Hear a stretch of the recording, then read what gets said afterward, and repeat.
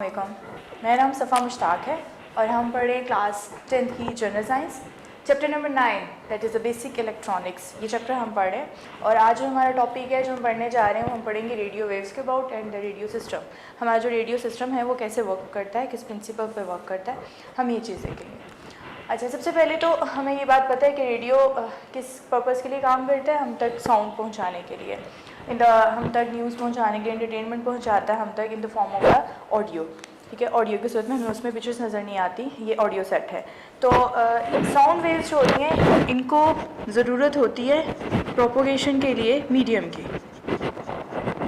यानी without medium ये produce नहीं होती, यानी इसको चाहिए सॉलिड, यानी क्योंकि साउंड जो है ना ये तब पैदा होती है जब मॉलिक्यूल्स वाइब्रेट करते हैं। मतलब ये कि मॉलिक्यूल्स का होना लाजमी, और मॉलिक्यूल्स तब होगी जब कोई ना कोई मैटर की कोई फॉर्म उधर मौजूद होगी, सॉलिड होगा, लिक्विड होगा या गैस होगी वहाँ पे मौजूद, तो ही ये जो है वो प्रोड्यूस होती हैं। अब जैसे मेरी आवाज़ भी मेरे पास बैठे हुए इंसान तक जो पहुँच रही है वो किस तरह से पहुँच रही है, क्योंकि मेरे और उसके दरमियान में हवा है, ये हवा के मॉलिक्यूल्स जो हैं ये क्या करें, मेरी आवाज़ को वहाँ तक लेके जा रहे हैं। तो यानी कि साउंड के जो वेव्स हैं इनको मूव करने के लिए क्या चाहिए होता है, उसकी ज़रूरत होती है, मॉलिक्यूल्स की, मीडियम की ज़रूरत पड़ती है, और दूसरी इसकी स्पीड भी कम है। तो हम क्या इस्तेमाल करते हैं, रेडियो वेव्स को। रेडियो वेव्स क्या होती हैं, ये इलेक्ट्रोमैग्नेटिक होती है नेचर में।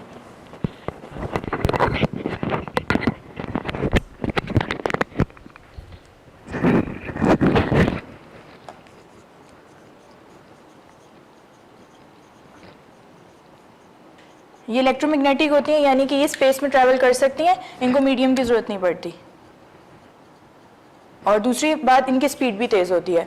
इनकी स्पीड, उन्होंने इनकी फ्रिक्वेंसी की बात की, इसकी फ्रिक्वेंसी जाती है 10 हर्ट्ज़ टू 10 के हर्ट्ज़ तक इसकी फ्रिक्वेंसी जाती है। इसलिए हम क्या करते हैं, रेडियो वेव्स के ज़रिए जो है वो एक जगह से दूसरी जगह इनको पहुंचाते हैं। रेडियो वेव्स को हम कैरियर वेव्स भी कहते हैं, क्योंकि इनका काम सिर्फ क्या होता है, साउंड की वेव्स को दूर दराज एरिया में रेडियो सेट तक लेके जाना।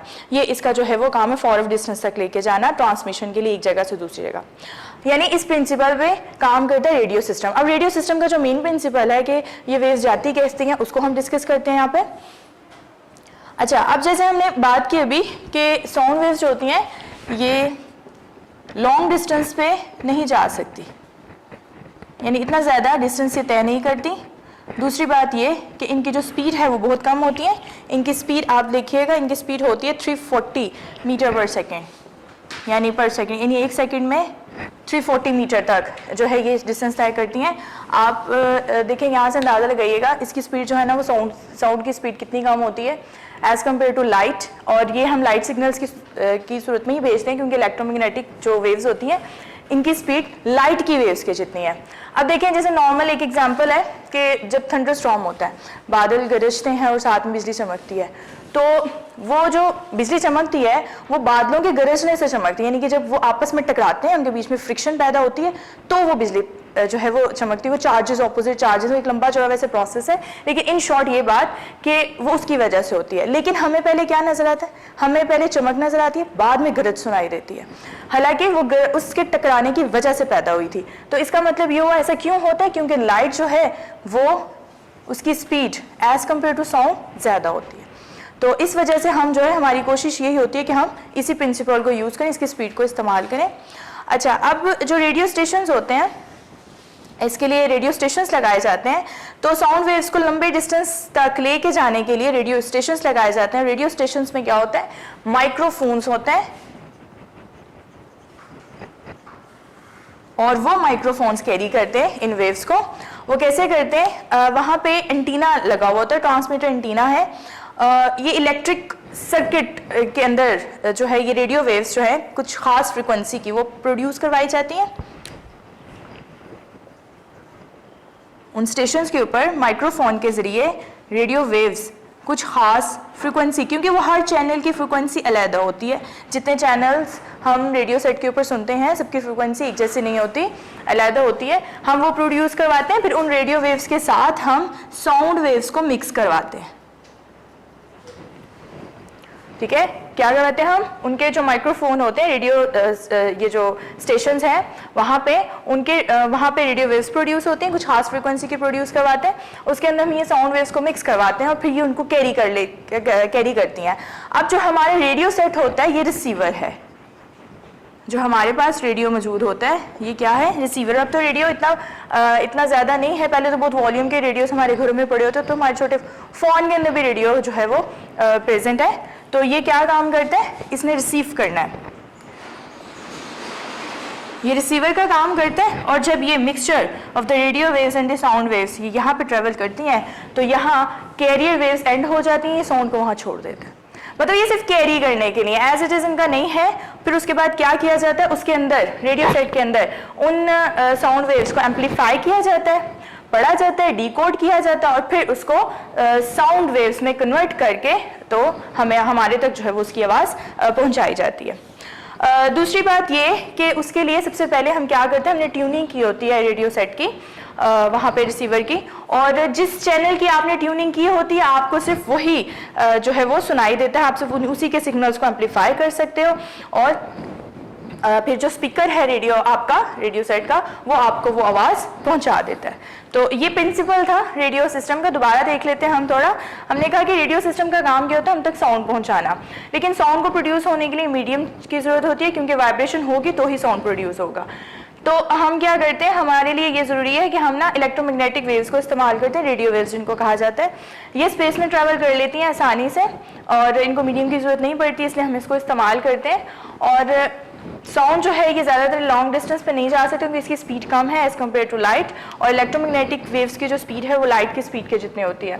तो उसके लिए क्या किया जाता है कि रेडियो स्टेशंस बिल्ड किए हुए हैं और वहाँ पे जो माइक्रोफोन है उसमें हम रेडियो वेव्स खुद प्रोड्यूस करवाते हैं ख़ास फ्रिक्वेंसी की, और उसके साथ हम वो साउंड जो स्पेसिफिकली हमने भेजना है दूसरी जगहों पे दूसरे रेडियो रिसीवर्स तक उसको मिक्स करवाया जाता है। फिर इसको रेडियो सेट जो हमारा रिसीवर कहलाता है वो रिसीव करता है, वहाँ जाके इन रेडियो वेव्स का काम ख़त्म हो जाता है क्योंकि ये सिर्फ कैरी करने के लिए थी, वहाँ पहुँचाने के लिए थी।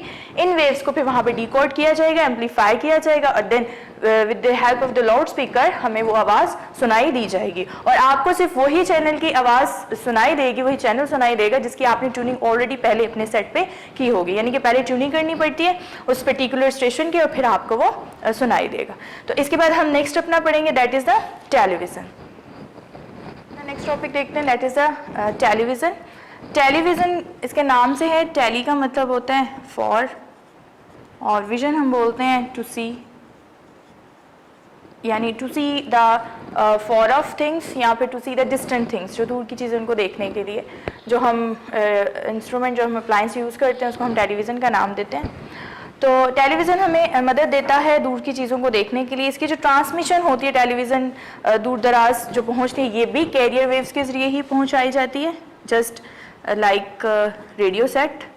इसमें भी हम कैरियर वेव्स को इस्तेमाल करते हैं कि जो हमारी ऑडियो और हमारी वीडियो दोनों को एक जगह से दूसरी जगह जो है पहुंचाती है। अच्छा, अब क्या होता है कि वीडियो हम क्या यूज़ करते हैं इसके अंदर, वीडियो कैमरास यूज़ करते हैं ना, और वो क्या करता है, वीडियो कैमरा हमारी पिक्चर्स को और इसके अलावा जो माइक्रोफोन है वो हमारे साउंड को इलेक्ट्रिकल सिग्नल्स में कन्वर्ट कर देता है। यानी ये जो रिकॉर्डिंग करते हैं हमारी पिक्चर्स और इसके साथ जो है वो हमारी साउंड जो माइक्रोफोन करता है, तो इसको वो कन्वर्ट कर देते हैं किसके अंदर, इलेक्ट्रिक सिग्नल्स के अंदर। ठीक है, इसको कन्वर्ट कर दिया जाता है और इन सिग्नल्स को फिर जो है वो पहुंचाया जाता है वीडियो ऑडियो सिग्नल्स के साथ, दूसरी कैरियर वेव्स के साथ। अब दूसरा जब ट्रांस एंटीना जो टीवी एंटीना है उसके साथ जब ये सिग्नल स्ट्राइक करते हैं, उसके साथ टकराते हैं, तो क्या होता है कि बिल्कुल ऐसे ही एक current, alternate current in electrical signals की उसके अंदर जो है वो पैदा होती है वो, और वेव्स जो है कैरियर वेव्स जिसके साथ मिक्स, ये सिग्नल जिनके साथ मिक्स होते हैं वो उस ट्रांसमीटर के ज़रिए, उस एंटीना के ज़रिए उस मुतलका जो टीवी है उसके अंदर एंटर हो जाते हैं। अब वहाँ पे क्या होता है कि वहाँ पे जाते सारी ये दोनों जो ऑडियो है और इसके साथ जो वीडियो है यानी जो पिक्चर्स हैं उन दोनों सिग्नल्स को सेपरेट कर दिया जाता है। जो ऑडियो सिग्नल्स हैं ये तो लाउड स्पीकर के पास चले जाते हैं जो इसको कन्वर्ट कर देता है। अब दूसरी बात करते हैं हम वीडियो की। तो वीडियो की बात, वीडियो के पास साथ क्या होगा, क्योंकि तो पिक्चर्स को लेके आया, ये अब एम्पलीफाई कर रहा है उसको, ठीक है। दोबारा देखिएगा, हमने पढ़ा कि इनको भी टेलीविज़न जो है, इनको भी, इनके सिग्नल्स को भी एक जगह से दूसरी जगह लेके जाने के लिए क्या यूज़ होते हैं, कैरियर वेव्स को ही इस्तेमाल किया जाता है। उसमें वीडियो कैमरा है, तो वीडियो कैमरा क्या करता है, पिक्चर्स को रिकॉर्ड करता है और साथ में साउंड को भी। तो जो माइक्रोफोन है वो साउंड को रिकॉर्ड करके और जो पिक्चर्स हैं उनको कैमरा रिकॉर्ड करके इलेक्ट्रिकल सिग्नल्स में कन्वर्ट कर देता है। ये इलेक्ट्रिकल सिग्नल्स फिर क्या करते हैं, जब ये कैरियर वेव्स के साथ मिक्स करके इनको फॉर ऑफ प्लेसेस पे भेजा जाता है, वहाँ ये एंटीना के साथ टच करते हैं जो टीवी स्टेशंस पे, और फिर दोबारा से इसको क्या करता है, वो मुतलका सेट जो है वो इसको एम्पलीफाई करता है। अब एम्पलीफिकेशन के लिए वो क्या करता है कि ये जो ऑडियो है ये तो चला जाता है स्पीकर के पास, जो इसको डिकोड करके इसके साउंड सिग्नल्स को साउंड वेव्स में कन्वर्ट करके एक्सप्रेस करवाता है। और ये जो दूसरी फॉर्म है वीडियो, अब यहाँ पे क्या होगा, हमारा जो टीवी सेट है उसके पीछे अगर आप देखें मॉनिटर या जो टीवी है, तो आप देखिएगा उसके पीछे ना यूँ ऐसे गुंबद सा बना होता है, मतलब आगे ये मुतलका टीवी सेट है, ये उसकी स्क्रीन है और पीछे यूँ ऐसे, अब तो जो है ये LCDs का आ गया, वो बिल्कुल पीछे से फ्लैट होती हैं, लेकिन पहले क्या था कि इस तरह से ये पीछे से गुंबद नुमा स्ट्रक्चर बना होता था। अब इसके अंदर यहाँ पे इलेक्ट्रॉनिक गन होती है एक यहाँ पे, और वो जब मेटल की बनी होती है और जब यहाँ पे होती है थर्मोनिक एमिशन, मतलब जब ये गर्म होती है तो इसमें से इलेक्ट्रॉन्स निकलते हैं और वो इलेक्ट्रॉन सीधे जाके सामने ये स्क्रीन के ऊपर टच करते हैं और फिर यहाँ पे हमें क्या आता है, इमेज नज़र आना जो है वो शुरू होता है। अब यहाँ इस पिक्चर ट्यूब के, इसको पिक्चर ट्यूब कहते हैं, ये जो पूरी इसके अंदर यहाँ पे बनी होगी पीछे, यहाँ पे क्या मैंने बोला एक इलेक्ट्रॉनिक गन है। अब गन से मुराद ये नहीं कि यहाँ पे कोई गन है, मतलब यहाँ पे हमने एक मेटल का फिलामेंट रखा हुआ होता है, लगाया हुआ होता है, और जब वो हीटअप होता है, आप देखिएगा जब टीवी ऑन होता है ना, ये पीछे से पूरी सरफेस ये गर्म हो जाती है, तो ये उसकी वजह से होती है क्योंकि यहाँ पे थर्मोनिक इमिशन हो रही होती है। तो ये जब गर्म होता है तो इसमें से इलेक्ट्रॉन्स निकलना शुरू होता है, क्योंकि मेटल के पास बहुत ज़्यादा फ्री इलेक्ट्रॉन्स होते हैं, और ये मेटल्स के जो इलेक्ट्रॉन्स हैं ये जब सामने स्क्रीन के ऊपर स्ट्राइक करते हैं तो हमें इमेज जो है वो नज़र आना शुरू होता है। इस बीम, इलेक्ट्रॉन की बीम को ये पूरी पिक्चर ट्यूब ऐसे रीड करती है जैसे आप अपनी बुक को रीड करते हैं, आप अपनी बुक की हर लाइन को जैसे पढ़ रहे होते हैं, बिल्कुल उसी तरह से ये भी इसको सारे को जो है वो रीड करती है। अच्छा, अब क्या होता है कि इस स्क्रीन के अंदर वाली साइड पे यहाँ पे एक फ्लोरेसेंट मटेरियल है। फ्लोरेसेंट मटेरियल का मतलब है एक ऐसा मटेरियल है जिसके ऊपर जब जो है वो इलेक्ट्रिसिटी स्ट्राइक करती है तो वो उस इल्यूमिनेट होना शुरू हो जाती है, मतलब चमक आ जाती है, उसके अंदर कलर्स पैदा होना शुरू हो जाते हैं। तो जब इसके ऊपर इलेक्ट्रॉन्स फॉल होते हैं तो यहाँ से लाइट निकलती है और वो क्या करती है, इसके ऊपर वाइट और ब्लैक डॉट्स पैदा होना शुरू हो जाते हैं, और वो ब्लैक और वाइट डॉट्स कंपोज होते हैं, फिर एक पिक्चर बनाते हैं। ठीक है, यहाँ पे तकरीबन 25 पिक्चर्स एक सेकंड के अंदर बनना शुरू होती है। एक सेकंड के अंदर 25 पिक्चर्स जो है वो कंपोज होती हैं, और इसलिए हमें जो है वो पिक्चर्स पे मूव करते हुए नजर आती हैं स्क्रीन के ऊपर। उसके बाद जो कलर टेलीविजन, जो ब्लैक एंड वाइट टेलीविजन की बात कर रहे थे हम, जो कलर टेलीविजन है वहाँ पे एक इलेक्ट्रॉन गन नहीं लगी होती, 3 इलेक्ट्रॉन गन्स लगी होती हैं। जस्ट लाइक हमारी आंख के अंदर भी 3 किस्म के सेल होते हैं, ब्लू, ग्रीन और रेड, जिनकी कंपोजिशन से हमें ये सारे कलर्स नजर आ रहे होते हैं। वही तरीका हमने यहाँ पे अडॉप्ट किया होता है। यहाँ पे जो इलेक्ट्रॉनिक गन लगी होती है वो 3 कलर्स की लगी होती है, और फिर उनके मिक्सचर से, उनकी ब्लेंडिंग से हमें बाकी कलर्स जो है वो नजर आ रहे होते हैं। तो ये हमारे टेलीविजन के बारे में था। अब हम अपना नेक्स्ट टॉपिक देखेंगे, that is a cable TV, वो कैसे काम करता है।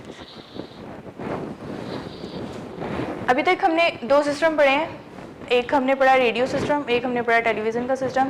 दोनों के अंदर हमने देखा कि दोनों के जो ज़रिए, दोनों सिस्टम्स का प्रोसेस ये है कि उसके अंदर हम कैरियर वेव्स को इस्तेमाल करते हैं, जो कि हमारी साउंड और हमारी पिक्चर को इनको जो है वो एक जगह से दूसरी जगह लेके जाती हैं।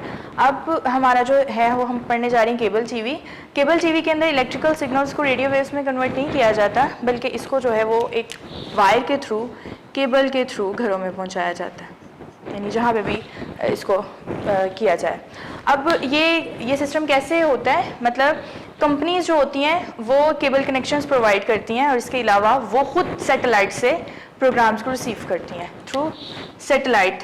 अब ये सारा अभी देखते हैं हम कि सैटेलाइट वहाँ पे कैसे पहुँचाए जाते हैं और वो कैसे नशरियात को जो है एक जगह से दूसरी जगह पहुँचाते हैं। तो ये जो सैटेलाइट है इनसे वो कंपनीज रिसीव करती हैं और ख़ुद वो उनसे रिसीव करने के बाद घरों में या फिर जहाँ पे भी पहुँचाना हो तो केबल नेटवर्क के थ्रू यानी तार के थ्रू एक वायर के थ्रू जो है वो उसको वहाँ तक पहुँचाती हैं।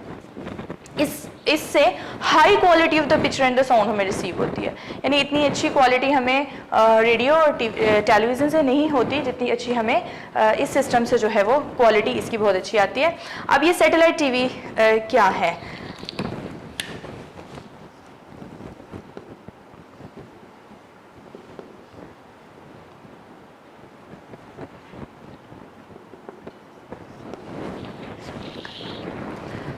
अच्छा, सैटेलाइट टीवी जो है, सैटेलाइट्स हम ऐसी चीज़ को कहते हैं जिसको जो कि ना अर्थ के गिर्द रिवॉल्व करती है। सैटेलाइट हर चीज़ को कहते हैं that revolve around earth. It's mean natural की बात करने पर मैं वैसे सैटेलाइट का मतलब बताना चाह रही हूँ आपको। तो रिवॉल्व जो अर्थ के गिर्द जो भी चीज़ रिवॉल्व करती है उसको हम सैटेलाइट बोलते हैं। इसका मतलब हुआ कि मून भी अर्थ के गिर्द रिवॉल्व करता है तो मून भी सैटेलाइट है, बिल्कुल वो भी सैटेलाइट है, लेकिन उसको हम नेचुरल सैटेलाइट कहते हैं। इसी तरह से बहुत ज़्यादा जो है वो हमने खुद जो है वो अर्थ के इर्द गिर्द भेजे हुए हैं, उनमें से हम ट्रांसमिशन के लिए भी यूज़ करते हैं तो उसको भी हम सैटेलाइट बोलते हैं। अब क्या होता है कि ये इन सैटेलाइट्स के थ्रू जो इन्फॉर्मेशन है वो उन मुतल्लिका स्टेशन तक पहुंचाई जाती है और वो स्टेशन आगे से फिर केबल्स के थ्रू जो है वो पहुंचा देते हैं। अब इसके लिए क्या किया जाता है कि इनलाइन ट्रांसमिशन के लिए यानी करीब ट्रेन या विद इन कंट्री, इसके लिए जो है वो थोड़ी थोड़ी जगहों के ऊपर बूस्टर्स लगाए जाते हैं। ये बूस्टर्स एम्पलीफाई करते हैं सिग्नल्स को और साथ में फॉर ऑफ प्लेसेस पे पहुंचाते रहते हैं। तो ये वाली क्या करते हैं, ये माइक्रोवेव्स की सूरत में रीइंफोर्स करते हैं और उन सिग्नल्स को फॉर ऑफ प्लेसेस पे भी भेजते हैं। हाँ, लेकिन इस मेथड के ज़रिए हम मुल्क से बाहर नहीं भेज सकते इंफॉर्मेशन को। ये वो वाली सारी चीज़ें हैं, वो वाले सारे चैनल्स हैं जो कि सिर्फ एक मुल्क के अंदर तक ही सिर्फ महदूद है। वो क्यों? क्योंकि ये जो माइक्रोवेव्स हैं इनकी डायरेक्शन एक ही होती है, स्ट्रेट मूव करते हैं ये। तो वहाँ हमारा जो फोकस होता है, मेन जो कंट्री का हिस्सा हमारा अपना, तो सिर्फ हमारा फोकस वहीं तक रहता है और ये सिग्नल्स भी सिर्फ वहीं तक फिर महदूद रह जाते हैं। लेकिन अगर हम इसको जो है फॉर ऑफ प्लेसेस पे भेजना चाहते हैं, डिस्टेंस पे भेजना चाहते हैं या फिर कह लें कि दूसरे मुल्क में भी इसको इंटरनेशनली करना चाहते हैं, तो फिर क्या होता है कि हमें जो सैटेलाइट्स हैं वो दूसरे हॉवरिंग सैटेलाइट्स यूज़ करते हैं। हॉवरिंग सैटेलाइट्स कौन से होते हैं? ये वो सैटेलाइट्स हैं जो ज़मीन के साथ साथ, जैसे ज़मीन अपने एक्सिस के गिर्द रोटेट करता है, एक उसकी रोटेशन दो तरह से होती है इसकी अर्थ की।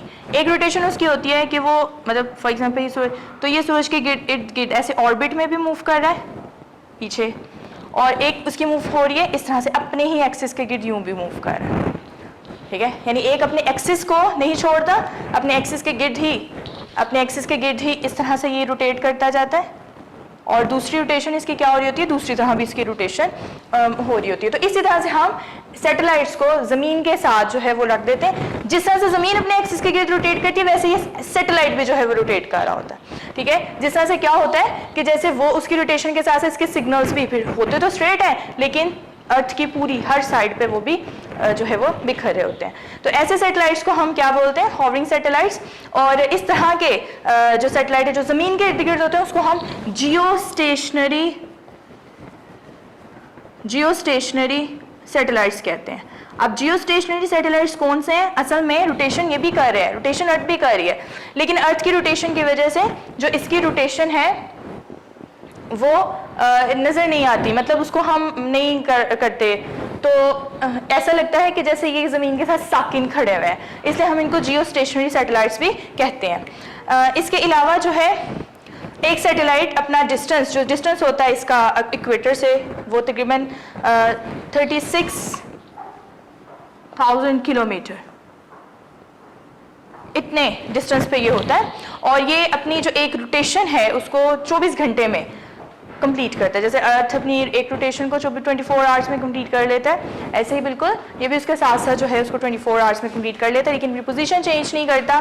पोजीशन ऐसा लगता है दिखने में कि वहीं पे खड़ी है, तो इसलिए हम इसको जो है वो जियो स्टेशनरी ऑर्बिट्स का नाम भी देते हैं। तो इस तरीके से फिर क्या होता है कि वो पूरी दुनिया में वो सिग्नल्स जो है वो मूव कर रहे होते हैं, यानी ऐसे चैनल्स जो आपको हर जगह नज़र आ रहे होते हैं केबल्स के थ्रू, हर मुल्क में नज़र आ रहे होते हैं, वो इन सैटेलाइट्स की मदद से होते हैं। और जो हमारी स्पेसिफिक हमारी कंट्री के स्पेसिफिक चैनल्स होते हैं वो आपको ये दूसरे मेथड से नज़र आते हैं कि जिनके जो इतने डिस्टेंस पे नहीं हमने रखे, जिनका फोकस भी हमने सिर्फ एक जगह पे रखा। तो ये था हमारा केबल टीवी के अबाउट। और अब इसके बाद जो है ना हम इम्पोर्टेंस चेक कर लेते हैं कंप्यूटर की इन आवर डेली लाइफ। अब हम कंप्यूटर की इम्पोर्टेंस देख लेते हैं, कंप्यूटर्स की अहमियत क्या है हमारी डेली लाइफ के अंदर। कंप्यूटर की जो इम्पोर्टेंस हमारी डेली लाइफ में वो इतनी बढ़ चुकी है कि अब शायद ही कोई ऐसा पर्सन हो जो इसके बारे में ना जानता हो या इसको ऑपरेट करना ना जानता हो, थोड़ा बहुत सब जानते हैं और इसके बारे में बाखबर भी हैं। जैसे कंप्यूटर हमारे घरों में, होम्स में, हमारे घरों में जो है कितनी चीज़ें हैं जो सारी की सारी अब डिजिटल हो चुकी हुई हैं, कंप्यूटराइज्ड हो चुकी हैं। जैसे कि इवन यहाँ तक कि वॉशिंग मशीन,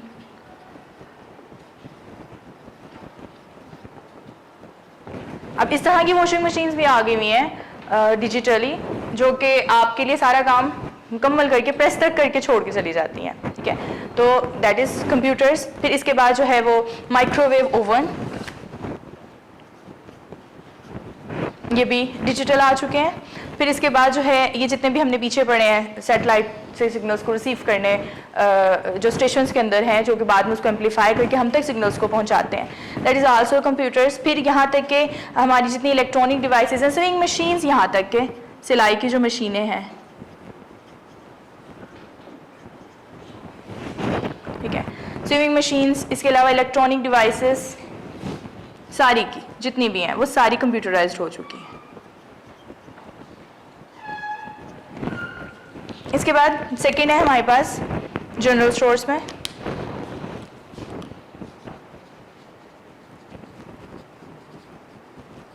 आप शॉपिंग के लिए जाते हैं, जब ग्रॉसरी करने या दूसरी चीज़ें, तो आप देखिएगा वो सिर्फ क्या होता है कि अब आपकी डिवाइस के ऊपर एक बार कोड बना होता है इस तरह से,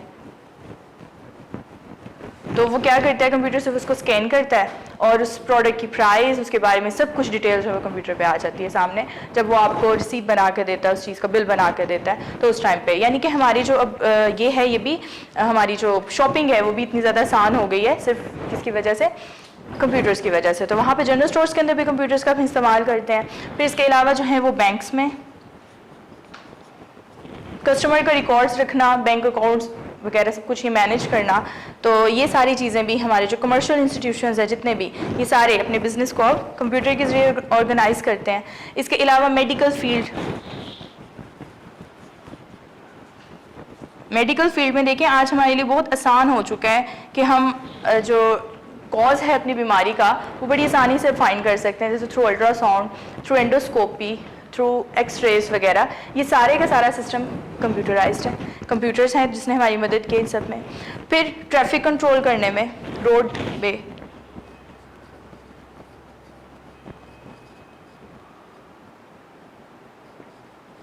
अब हम ट्रैफिक को भी कंट्रोल कर लेते हैं सीसीटीवी कैमरास के ज़रिए भी, कि अब जो वो है रोड्स पे हम लोगों ने उसको लगाए हुए होते हैं, उसकी फुटेज हमारे पास आ जाती है कि किसने कानून को तोड़ा है या फिर जो है लॉ ब्रेक किया है या सिग्नल तोड़ा है, तो ये सारी चीज़ें इसके ज़रिए भी हम बड़ी आसानी से अब जो है वो ट्रैफिक को भी कंट्रोल कर लेते हैं। फिर इसके अलावा जो है रिकॉर्ड रूम्स में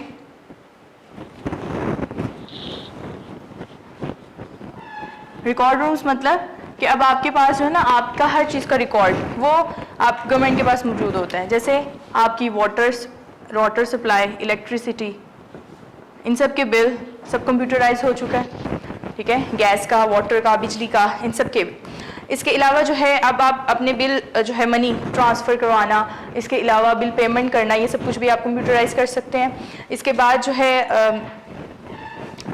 कंप्यूटर इन कॉरेस्पॉन्डेंस, यानी कम्युनिकेशन में। लेकिन पहले होता था कि हमें इंतज़ार करना पड़ता था बहुत लंबा अपने क्वाइफ, अपने डॉक्यूमेंट्स, अपने लेटर्स एक जगह से दूसरी जगह पहुंचाने के लिए।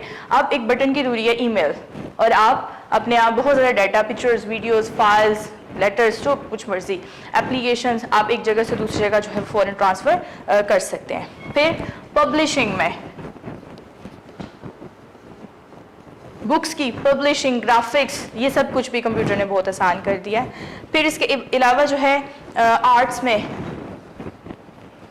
पेंटिंग वगैरह, ये सारी चीज़ें, वही बात आ गई दोबारा, डिज़ाइनिंग, ग्राफिक्स, ये सब कुछ हमारे लिए बहुत आसान हो गया है। और सबसे लास्ट पे रोबोट्स।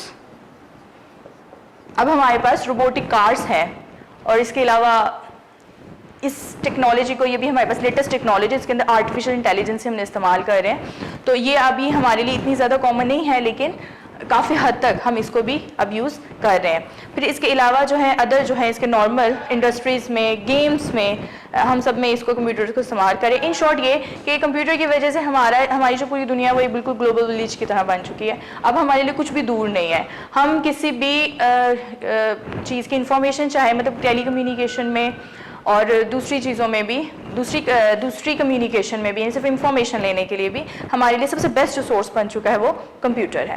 तो मतलब अगर इन शॉर्ट बात करें तो इसका मतलब ये हुआ कि अब हमारी ज़िंदगी का कोई भी काम ऐसा नहीं है जो कि इसके बगैर हो रहा हो। हर चीज़ में इसकी इन्वॉल्वमेंट जो है वो शामिल हो चुकी है। तो ये हमारा यहाँ तक टॉपिक था, और इसके बाद हम अपने नेक्स्ट वीडियो में जो है वो इंशाल्लाह कंप्यूटर्स के बारे में, उसका स्ट्रक्चर डिटेल में पढ़ेंगे। अल्लाह हाफिज़। वीडियो पसंद आई तो लाइक करें, अपनी राय कमेंट करें। ऐसे ही मजीद वीडियोस के लिए हमारा चैनल सब्सक्राइब करें और बेल का आइकन दबाएं ताकि आपको हर वीडियो का नोटिफिकेशन मिलता रहे।